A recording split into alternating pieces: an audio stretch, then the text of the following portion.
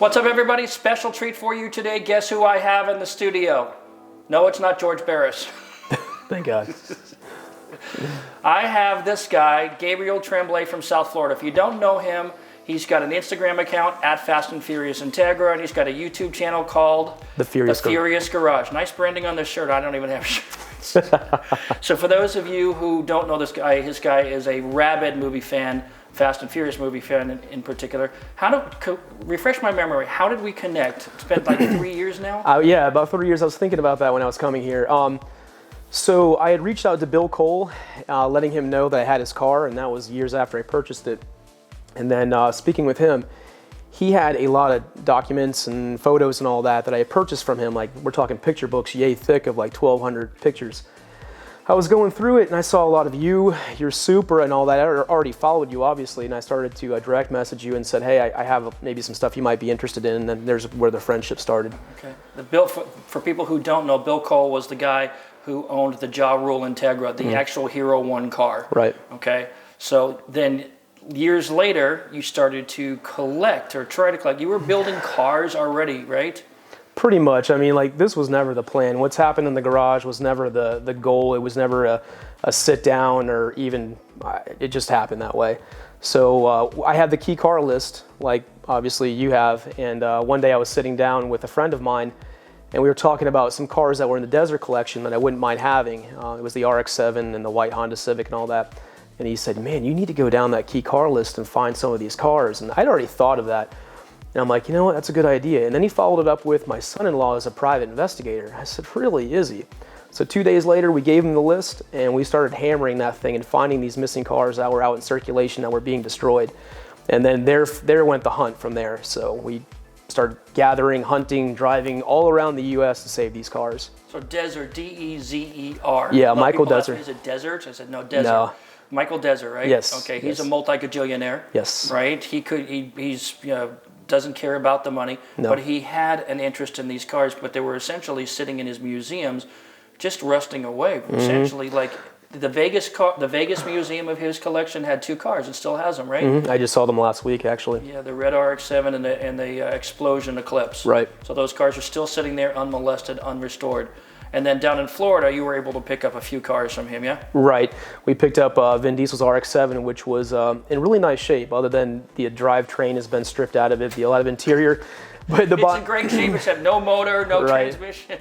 And it had taken me, I was on and off that car, or those cars, for 5 years. You can't get to Mr. Desert himself. He's a billionaire, and he's not going to even waste a brain cell speaking with you. So I always had to deal with a middleman. And every time I would get with a curator of the museum, they'd get fired. And so I had to start a relationship all over again. And this went on for years, Craig. And finally I got somewhere. It was during COVID. I kept putting calls in. I knew he moved his museum from Miami to Orlando, which is much closer to me. I'm like, okay, now is maybe the time to strike.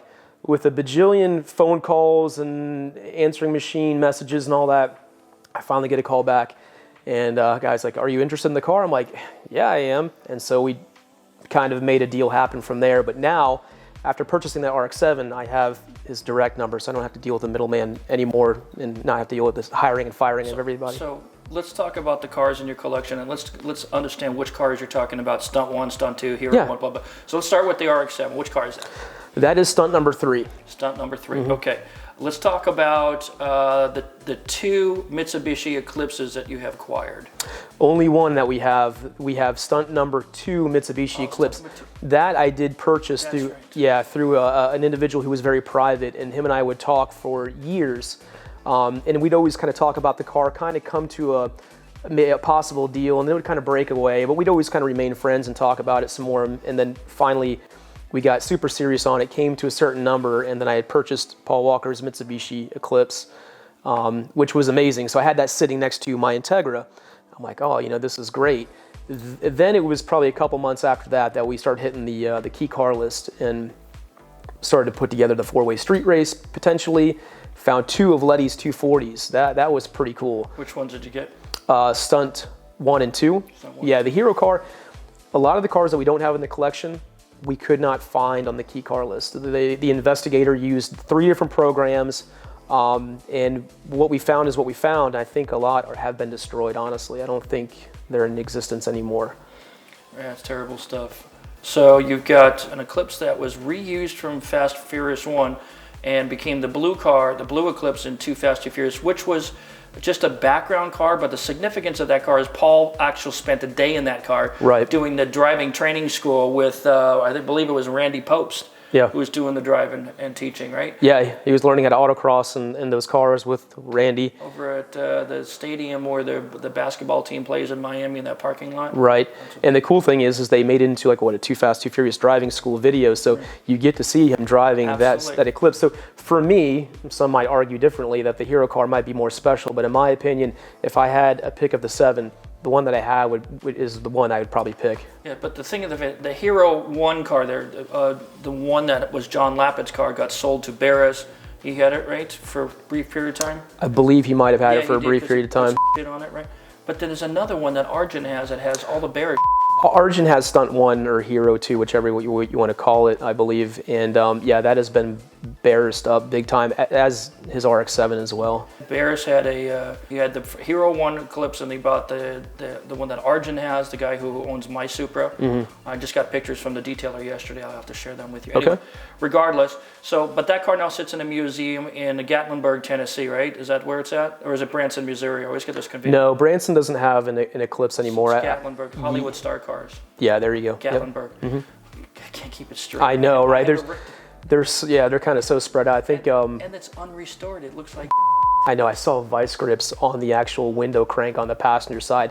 You see wiring just kind of falling out underneath the dash and all that. So why don't they restore it? What's the financial model? They're just hang on to it until it becomes an antique or a fossil, and then sell it to a collector. And the ones that we pulled from the Desert Collection make that one that you were speaking of look way better. I mean, the one that we purchased from the Desert Collection had parts scattered like as if you went to like a salvage yard and it was picked apart by vultures. I mean, there was just stuff laying everywhere, and you're like, how could somebody treat that car like that? You know? What were you telling me that you found in the back of one of the cars that's significant from one of the other cars? Oh my God, it was amazing. So which car were you looking at? I was looking. Well, I haven't really divulged. I haven't given away this car yet on our Instagram. Okay, but you were in a recent purchase. A recent purchase, and I was checking out the car. I like to look inside these things and get hints and clues of like, is there anything that might have a telltale sign of being in the film or whatever. So I fold down the rear seat because the quarter glass is gone, because it was obviously one that they had some in-camera shots. The quarter glass is gone. I stick my hand in there. I move the seat down, and in between the rear seat and the trunk was like this yellow fiberglass looking box. And I'm like, this car didn't have a full audio system in it. I know that in the film. I go to fold it down and I see bright green. I see decals that have been like charred. And immediately I'm like, holy hell, this is the roof scoop off of the blown up Eclipse. And sure enough, it was. And it had the full subframe, not subframe, but the full glass sunroof frame with that too. You can see where they molded it on top, and when it blew up, it shattered, and that's obvious safety glass, so you can still see the pieces around it. And I'm like, this is amazing. Those cars were, I don't know if you guys know, but those cars were in the UK for a while. And then when Desert went and bought that collection, it wasn't the Fast and Furious cars he was interested in, it was the James Bond collection. So the Fast and Furious cars came with that James Bond buyout. So I think when they were shipping the cars back over, they were just stuffing parts in different vehicles. Whatever fit here stayed there. It wasn't about, well, this goes with that car. It was stuff it, ship it, send it, and nobody has gone through the cars. So we found some pretty cool relics. So it makes sense. People like to just told the story many different ways, many different times. But essentially, what it comes down to is this: around 2006 or so, or 2007, no one gave a about Fast and Furious movies. They certainly didn't care about Part 2. They certainly didn't care about Part 1. These cars were starting to trade hands. Some of them were going to museum collectors. Some were going to private individuals for pennies on the dollar. One of the Skylines that was used in Too Fast, Too Furious was one of the stunt cars, sold for $24,000, and I had a hard time reaching that. That car today would be worth $250,000. Easy, right? Yeah. But nobody gave a That's what I've been trying to tell. Why did you sell your cars, man? Because I knew, driving around the car shows, I pull in the car show with the Supra, and people go, what the is that? Why is this old guy driving this thing? Right. It was a joke at that point.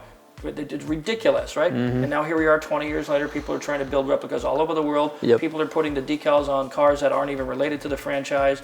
They're not even the same make or model, whatever, but it's a passion, right? Yeah. So now you have a garage full of cars that you're restoring. Now, I've been following the Letty's 240 build pretty closely. The car already is way better than the car that we got for the movie. Yeah. And that's the way I think I would like to think that I would do that car. It's like what we're doing with the Supra. We are preserving as much as we can, obviously. We're keeping everything, with the car that we possibly can, but some things need to be changed. When you're doing like a full restoration, these are almost rotisserie style restorations. And so we're changing suspension and ball joints and sway bar end links and all that stuff. But as we're doing that, we're in a preservation mode. When we're done restoring these cars, I want them to last the test of time. So things go out to powder coat rather than painted. But yes, these cars are better than what they need to be, but again, they will last the test of time. And they're better than they came from the factory. Right, almost, yeah. Yeah, if you're powder coating suspension and cross members and all that kind of stuff, there's a lot of the stuff that didn't have any real powder coating on it. No, right? not at all. So there's a lot of stuff that you have to do to get these things and getting all the parts. Now, since those cars, none of them really had a sound system except there was one car in the four-way race, the one that RJ De Vera drove, that's a Honda Civic. That one was shown to have a stereo system with the pop-up kind of thing. It's a lot easier, I've found through my own experience now, that if the car didn't have a sound system, it's going to be a much easier build.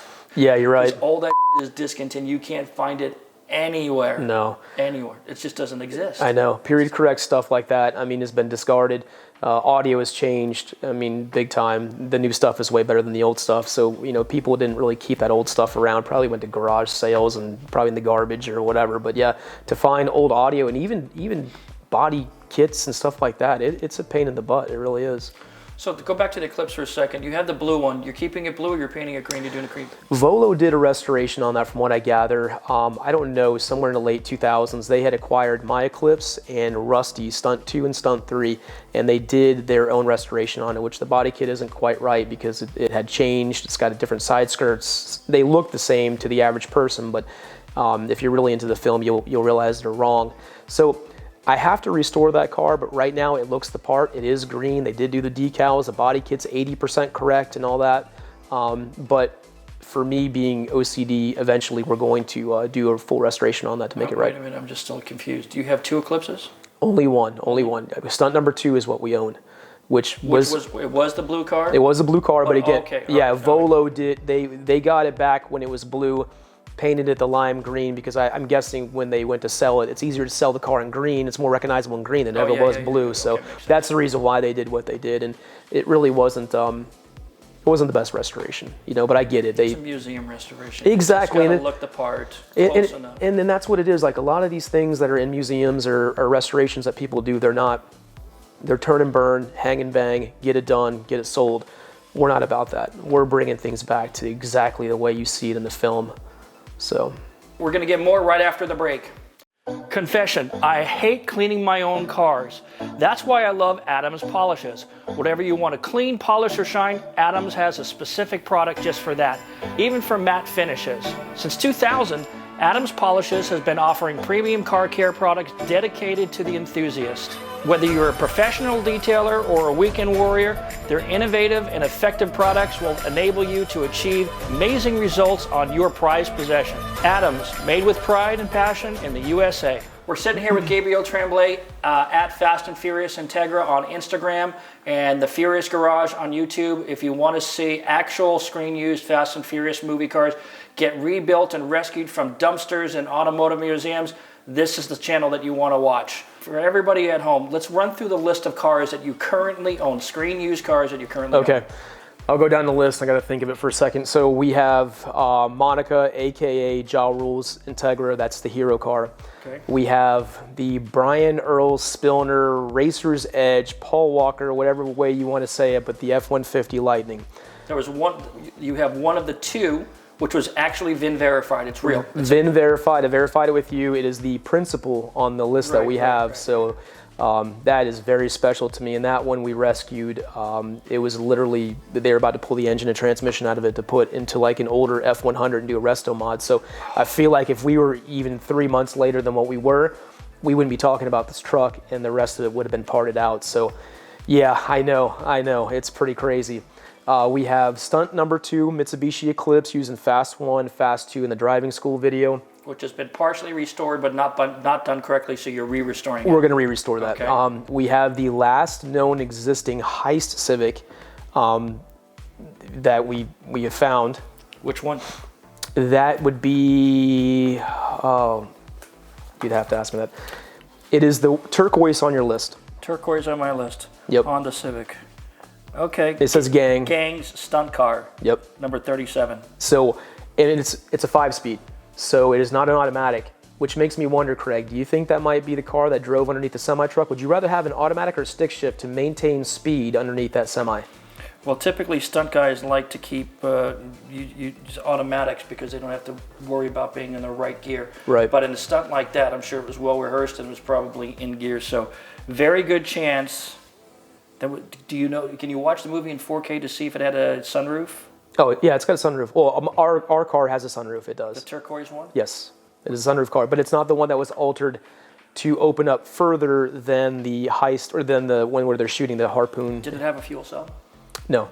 So, okay, so that rolls out gang stunt key card number 19, rules out key card number 21. Your car did not have a sunroof? No, it does have a sunroof. Sunroof 5-speed. Sunroof 5-speed. So is it a Civic EX? Yeah, it is an EX VTEC. Okay, so it's number 37. I don't know, man. I wouldn't want I know, it's hard to say. 7 Civics, it's really hard to pinpoint exactly which one did what. The answer will come if we know if the black and the white one, key card number 46 and 47 were manual transmissions. Because then we can really narrow it down. Right. We'd have to talk to the people at Stunts Unlimited who did the stunts back then. Right. So you got that card? Yeah, the heist Civic. Now that was also reused in Too Fast, Too Furious as a scramble scene car. It was painted like a goldish color, house of color. With the wide body kid from Wings West. Wings West, yeah, and all that. And you know what's amazing about that car? When we found it, it was untouched. Even from the decals that went down the door. Those chrome the vinyl chrome stickers, vinyl. which you rub a rag over that as you drive that car. If you peel up the edges, it's all scuffed on the chrome and everything. Yep. That car, we built those cars in like 2 days. It's like slapping, hang and bang like you were saying. Right. And those cars were so hideously ricered out. And the hood on top of that had been faded, obviously. It's one of those carbon fiber hoods, and the gel coat had gone away. But you can clearly see the huge APC sticker that was on there. Like, you can see the fading of it, which was a cool little piece of history. It's a gentle reminder that we got sponsorship from companies. Yeah. APC. All parts crap is what you guys called it. Yeah. It was but you know what? It did the part. Okay, keep going. You got that. But one more special thing about that car, it was also used in the driving school video, and Paul Walker was seen driving that. That's been the great debate on that vehicle, whether we restore it back to a black heist Civic or leave it alone. So I've got a lot of mixed emotions from fans and followers. Leave it alone, Paul drove it, and so... But nobody knows the car. Nobody knows. So when we walk in the garage, it's kind of a weird feeling. It's like, gold Civic. But I gotta keep reminding myself, that is a heist Civic. That is the only one known to still exist. So it's kind of special. Going forward, Vin Diesel's RX-7 stunt number 3 we have. Letty's 240, we have 2 of them. Stunt number 1, which is the Race Wars car. And how do we know that? When we got the vehicle, it still had the steering wheel cover with the 2 nitrous buttons, which I was amazed that was not changed. They're drilled right into the airbag cover. Well, it looked like Eddie Paul had built like a roto molded or whatever cover that was very close to the original. And then when we pulled it off, it was actually siliconed on there. So it just stuck on there. But yes, I could not believe that it was still on there. So we have determined that is the Race Wars car. And then we have another Letty car that was, both the Letty cars were used in Too Fast, Too Furious in the scramble scene. One was orange, one was blue. Correct. The blue one that we found was being cut up to be turned into a drift car. And so that was a hard one to find and to purchase. What condition was it in when you got it? Bad. Trunk is completely cut out of it, so they were going to do a fuel cell. I'm guessing they were going to do some type of LS swap. I can't be upset with them because, it had changed so many hands. And when we found the car, it led me to somebody who owned it like 3 owners prior. So some of the information that we got doing our hunt didn't lead us directly to the owner, the current owner. So I had to go through like 4 buddies to find that car. Oh man, I sold that 2 years ago. Would you happen to have their phone number? Nah. Then I get a text message, hey, I found his phone number. I'm like, oh, great. I contact that buddy. Hey, you have this car? Oh, no, bro, I sold that 7 months ago. Do you know where it's at? No, I don't know where it's at. And then get a text message, oh, I found it for you. So by the time we went down 4 owners, we finally found that car. And it took about 4 months to convince him to sell it to us. So that was not easy. I think some women don't hunt down their baby's daddies with that much bigger. I know, right? It became almost an obsession. It really did. And then we have, what else do we have? Covered the Letty 240s. We have one car we haven't revealed yet, and it's going to really be quite special to the collection. It's going to bring something back together that we have not seen since the first film. So all in all, we have a total of 8 Fast 1 cars, and I have the Fast 4 240, which is kind of the redheaded stepchild of the bunch, but I still like it. Yeah, well, it's cool. It's Yeah. a cool car. So people who are trying to build these replicas, right? Yeah. I'm sure you're well aware of them. A lot of people have probably reached out to you saying, hey, I'm building the same thing. Can I get some help? Yada, yada, yada. The fact of the matter is there is no one auto parts store where you can call them and say, I needed all the parts for the Fast and Furious Mitsubishi. It just doesn't exist. No. So finding these parts now, how are you going about that? Is it the same the way the rest of us are doing it? Pretty much. I'm in the same hunt as replica builders. You know, we're all not competing with one another, but we are competing with one another to find parts. I mean, there's a lot of guys that are obsessed with the hunt. You go on different websites, Japanese websites, anything you can find. And then you have ones that are hoarding and acquiring these parts to capitalize on it, like trying to sell wheels for 5 to 10 grand when they bought them for like $800 on offer up. I mean, that's not really helping anybody out. I get profiting from it to an extent, but that's just completely. I bought some wheels from a local collector for $7,000 and they're wrong. They're 19 by 7s instead of 19 by 10 in the back and 19 by 9. And so we have to completely rebuild them. Wow. With the front lip and the barrel has to be completely redone. What's ironic here in our Supra build is that Dave Deshane, who has the best replica Supra in the world, right down to the video camera that my dad bought me in 1992 when my son was born. Wow. So, which sits in the middle of the seats, you know, on a roll bar mount. Right. He found that in Russia, the exact one. That's crazy. But I can't find that one now. But he has actually a bunch of extra stuff, like the head units. He has 2 extra head units, a son of. Is it going to help you out with that stuff? We bought all of it from him. Oh, very good. We bought all of it. Everything we bought. So when I was helping him with part numbers and like pictures of the interiors and even the sketches where I drew the stereo system back in, I just found the drawing not long ago, dated March 14th, 1998, when I originally built the car when it was yellow. Oh, wow. That pencil sketch that I made. I found it. It's over at the shop right now. So that's pretty amazing. Yeah, it really is. I can't believe I said those. But finding all these parts is next to impossible. It is. So you have, let's talk about the Letty build because that's probably going to be one of the more expensive ones, yeah? What kind of dollars and cents are you going to have into that car? I would say everything's said and done, and this is without purchase price of the actual car. We are probably going to be well over $30,000 in this build, between $30,000 and $40,000. Paint is not cheap anymore. I mean, it was never cheap anyways, but a true good paint job, base coat, clear coat, wet sanded, buff to perfection, laser straight, you're talking 10 grand right there. Yeah. And Letty's paint, let's go back on that for a second. We got the car in orange. There's nothing on our list that gives us a paint coat or anything like that. My paint and body shop actually wet sanded the orange away layer by layer to get to the purple, then buffed the purple out. Then we sent that out to PPG and they did some like diagnostics or whatever and got the actual analysis. There you go. There's a fancy word for you guys. I watch CSI. But they were able to get it spot on. So when you see, if you look at my Instagram or YouTube, you're gonna be like, oh man, that is way off. But it goes back to the warming filters, like you had said. It's a really dark purple and it's got a lot of like metallic in it and all that. But on the film, you look at it and it's kind of more of a purpley maroon color. Right. But again, that was the filters and all that. What people don't understand, in the best case where you can see this, well, you can see it in several places if you know what you're looking for. Take a look at that movie at Race Wars, okay? There's a scene where they shoot way back to the starting line and there's people standing there and everything looks like it's very orange, like it's sunset. The DP, the director of photography, I don't know why they call it director of photography when they're doing filming, but that's always been that way, right? So DP, Erickson Gore, was the guy who came up with the look, right? So all these cameras had warming filters, right? You put a warming filter on it, or you apply that in post-production, and that's what you get. But the problem with that is, when you look at it, the cars that you see in real life are far more vibrant. And this is one of the reasons why they pick primary colors or vibrant colors for the colors of the hero cars. They wanted them to stand out. They wanted everything else to blend in, but they wanted to stand out. That's why the graphics were so ridiculous. That's why the cars were painted all bright colors. Gotcha. That makes sense. Yeah, that's the way it went. And so here it is, 20 years later, unless you know the actual paint codes. I mean, the book I have for Too Fast, Too Furious, you see how many paint codes are in that thing. Yeah, I think I've seen that before. There's a lot of paint codes, but for Fast 1, we don't have a whole lot of paint codes. So Letty's car particularly, we had to figure out what purple that was, which that took weeks, Then we sent it out to paint and body. We had to fix some of the ground effects. Obviously, they were cracking.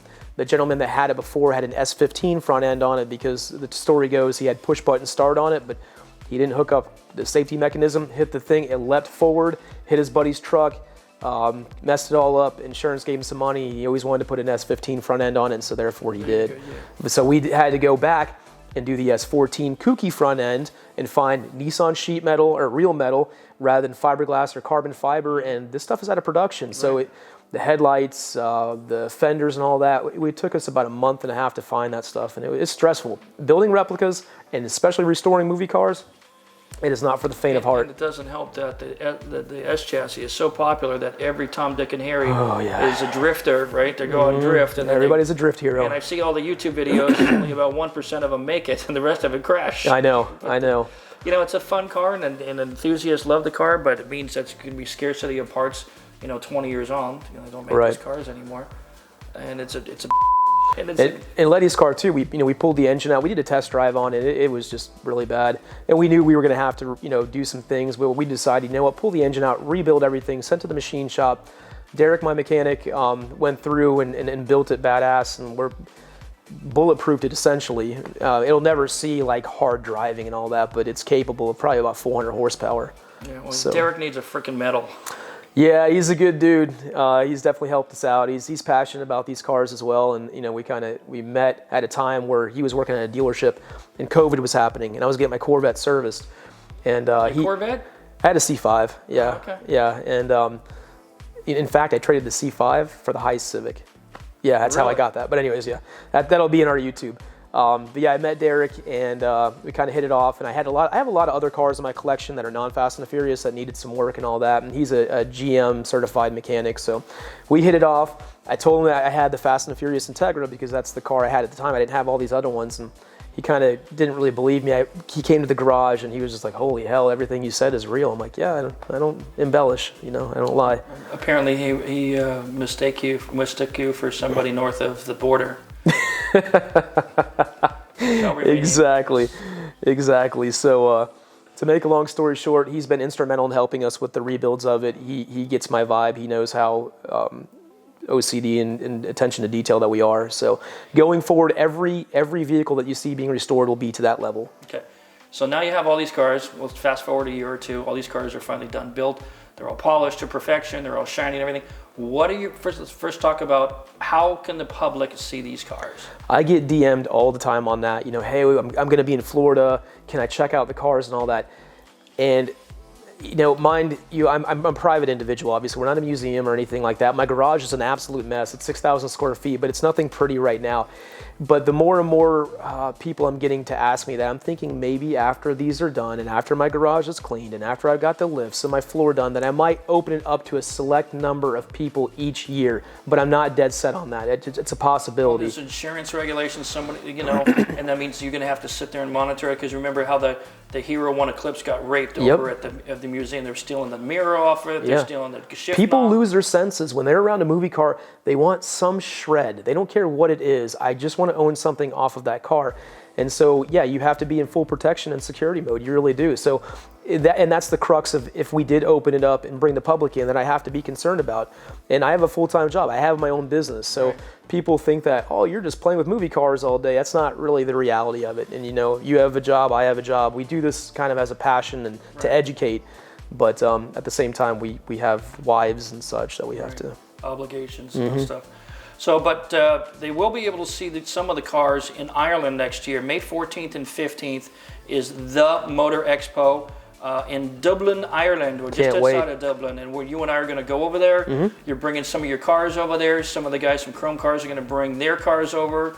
The guy who owns my Supra says he's going to bring the Supra and a couple of other cars. Oh my God. So they're still trying to work out the details on that, and if that happens, it's going to be literally the largest collection of screen-used Fast and Furious cars in the last 20 years. That's going to be epic, and to have you back with your original Supra is going to break the internet right there. That is, I'll be happy to be a part of that, just to see that. I know I am. It's just like coming back to a girlfriend that you should have let go.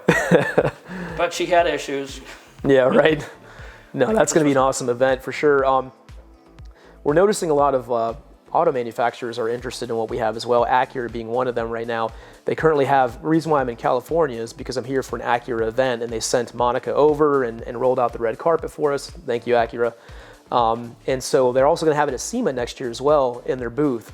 And we're working on maybe some other cars having there as well with Toyo tires and maybe Honda. So it would be great to see maybe 2, if not 4 cars at SEMA next year. So I will loan them out to serious events and vendors and all that stuff. But other than that, they don't really lead the collection for small stuff. Yeah, so if you bring the cars out there, make sure the windows are rolled up and the doors are locked.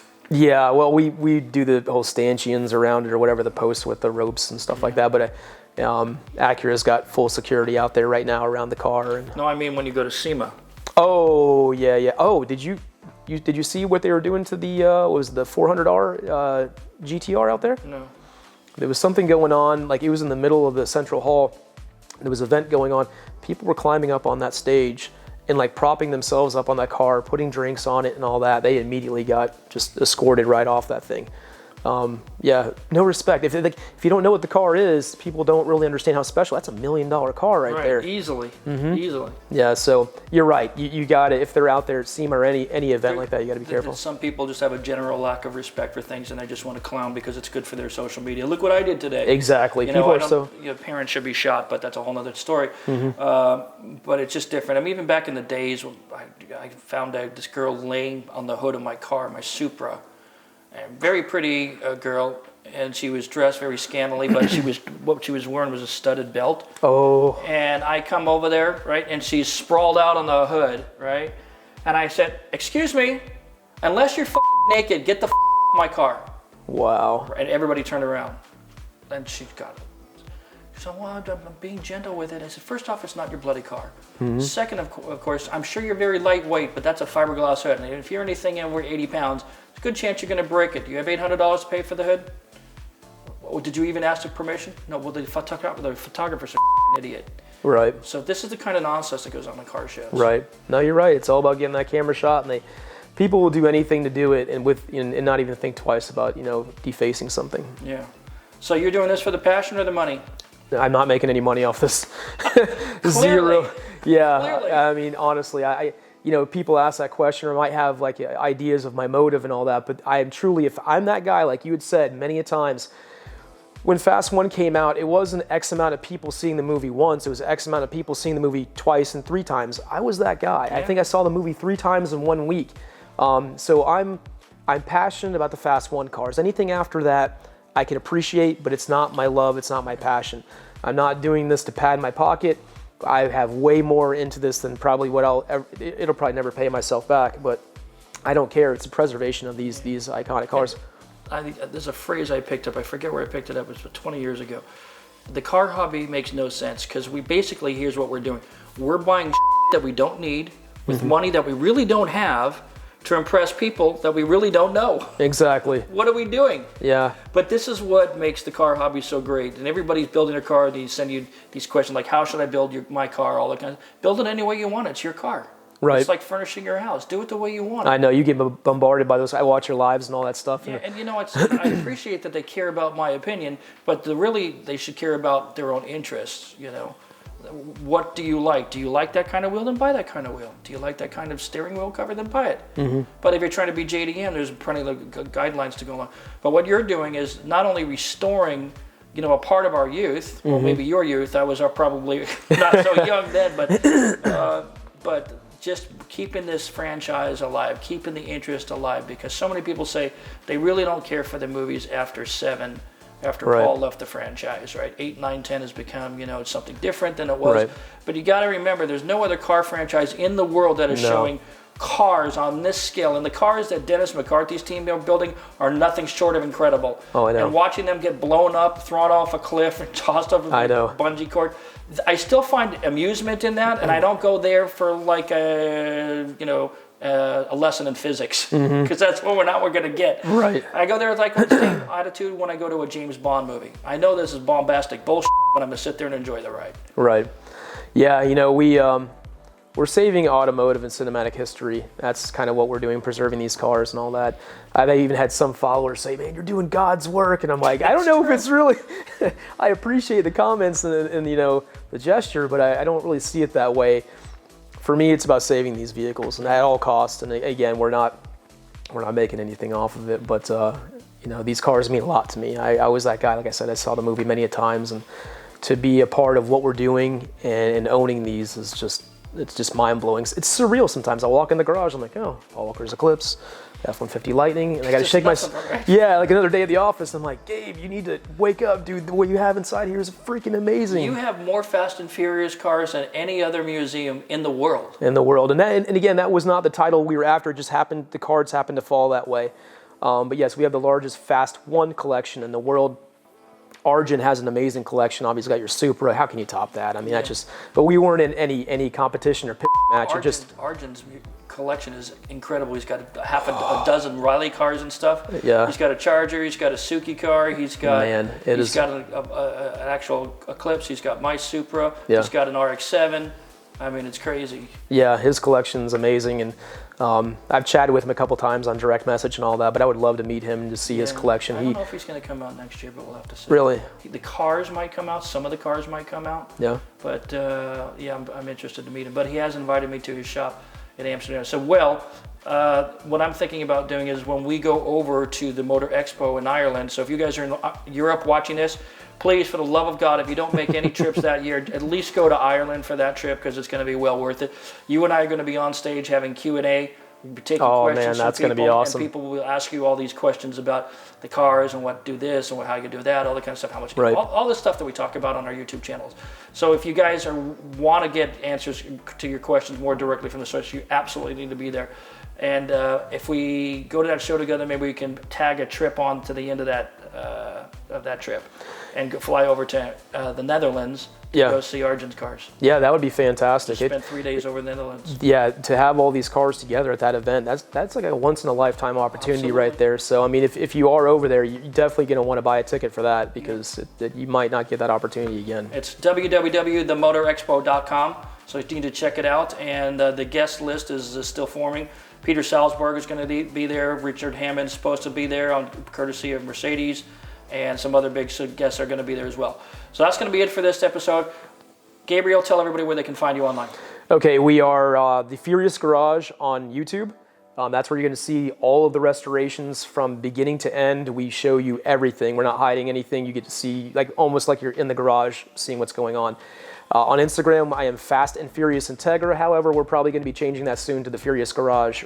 But right now, Fast and Furious Integra is where you can find us to see the daily stuff in which we're doing. Because you can't have Fast and Furious Integra, 240SX, Mitsubishi Eclipse. Exactly. You can't be, got it. Yeah, and again, when I started that Instagram, that was my son's idea, actually. He's like, oh, you should start an Instagram and all that, because it was pretty private. But I started it with just that car, and then what has evolved. How old's your boy?